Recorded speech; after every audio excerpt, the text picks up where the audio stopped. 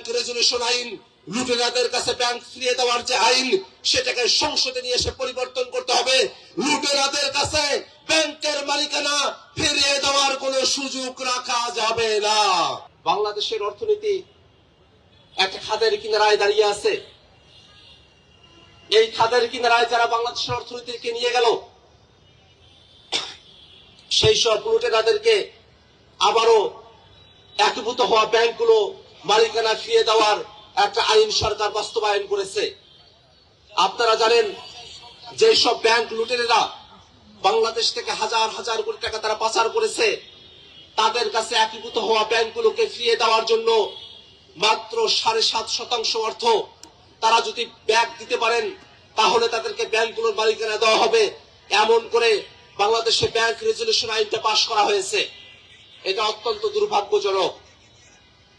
অন্তর্বর্তীকালীন সরকারের সময়টাতে একীভূত হওয়া 5টি ব্যাংক, এস আলম সহ যাদের কাছে ছিল, যারা ব্যাংকের লুটেরা হাজার হাজার কোটি টাকা বিদেশে পাচার করেছে, তাদের হাত থেকে ব্যাংকগুলোকে রক্ষা করার জন্য যে আইনটা করা হয়েছিল, সেখানে ওই লুটেরা মালিকেরা, শেয়ার হোল্ডাররা তারা ব্যাংকগুলোতে আর ফিরতে পারবে না, সে আইনটা করা হয়েছিল, অধ্যাদেশ করা হয়েছিল। কিন্তু দুর্ভাগ্যের বিষয়, যখন এই আইনটা সংসদে নিয়ে আসা হলো, সেখানে পরিবর্তন নিয়ে আসা হলো যে ওই সব লুটেরেরা যারা ব্যাংকের মালিক ছিল, তারা মাত্র 7.5% টাকা ব্যাংক প্রদান করে ফিরিয়ে দিয়ে তারা আবার ব্যাংকের মালিকানা তারা বুঝে পাবে। খেয়াল করে দেখুন, কোন একটি ব্যাংকে যদি সরকার 20,000 কোটি টাকা দিয়ে থাকে, তার মাত্র 750 টাকা ফেরত দিয়ে, মাত্র 1,500 কোটি টাকা ফেরত দিয়ে ওই লুটেরারা তারা আবার ব্যাংকগুলোতে আসতে পারবে। অর্থাৎ যেই ব্যক্তিরা ব্যাংক থেকে হাজার হাজার কোটি টাকা লুটপাট করে নিয়ে গেছে, তাদের জন্য 1,500 কোটি টাকা অর্থাৎ 20,000 কোটি টাকার এত অল্প একটু অংশ জোগাড় করা তাদের জন্য অসম্ভব কোনো বিষয় নয়। তারা আরো খুশিতে মাত্র 7.5% টাকা ব্যাংক দিয়ে হাজার হাজার কোটি টাকা যে তারা লুটপাট করলো, তার তারা বৈধতা পাবে, আবার তারা লুটপাট করবে। বাংলাদেশের ব্যাংক খাতগুলোকে ধ্বংস করা হবে, অর্থনীতিকে ধ্বংস করা হবে। তার মধ্য দিয়ে এদেশের শ্রমিকেরা, মেহনতি মানুষেরা, তাদের মজুরিকে বাধাগ্রস্ত করা হবে, তাদের জীবন মানকে কমিয়ে নিয়ে আসা হবে, বাংলাদেশকে অর্থনীতিকে একটা খাদের কিনারায় নিয়ে গিয়ে দাঁড় করানো হবে। এমন ধরনের আইন সংসদে পাশ করানো হয়েছে। আমরা যখন দেখি হাজার হাজার কোটি টাকা লুটপাট করা হয়, সেখানে শ্রমিকের স্বার্থ থাকে না।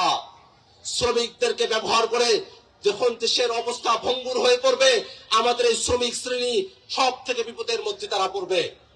যদি অর্থনৈতিক সার্কুলেশন না থাকে, দেশের টাকাগুলো বিদেশে পাচার করা হয়, দেশে যদি টাকা না থাকে, আমাদের শ্রমিকেরা কাজ পাবে না, তাদের মজুরি আরো কমে যাবে, জিনিসপত্রের দাম বাড়বে, আর ওই লুটেরা তারা আরো বেশি লুটেরাপনা করার সুযোগ পাবে।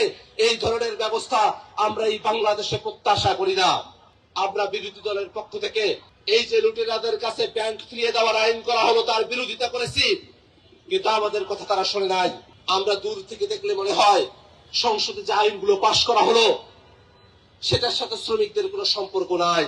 কিন্তু যদি লুটেরাদের কাছে আবারও ব্যাংকগুলো চলে যায়, তারা দেশের অর্থগুলো বিদেশে পাচার করে, সব থেকে বেশি ক্ষতির মুখে পড়বে আমাদের শ্রমিক ভাইয়েরা। এই লুটেরাদের কাছে ব্যাংক ফিরিয়ে দেওয়ার সিদ্ধান্তে আমরা আজকে প্রতিবাদ জানাই। আমরা সরকারের কাছে আহ্বান জানাবো, অতি দ্রুত ব্যাংক রেজুলেশন আইন, লুটেরাদের কাছে ব্যাংক ফিরিয়ে দেওয়ার যে আইন, সেটাকে সংসদে নিয়ে এসে পরিবর্তন করতে হবে।